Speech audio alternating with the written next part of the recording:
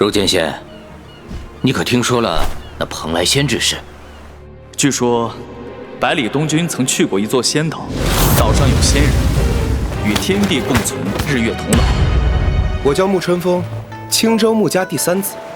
幸会，我这雪松长船正要去那北离海域的尽头，那里有众仙来朝，万佛参拜，是绝世仙人之住处。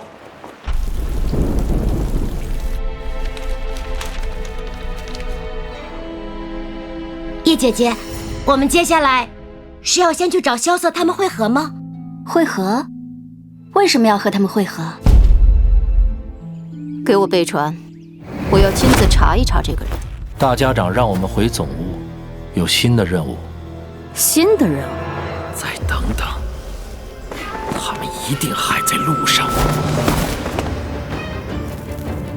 心魔眼，老和尚就是想得多，这里面一定有什么别的玄机。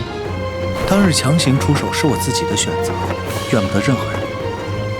你自己看看不就知道了吗？想问我萧瑟师弟，得先问问我们2位雪月城的师兄答不答应。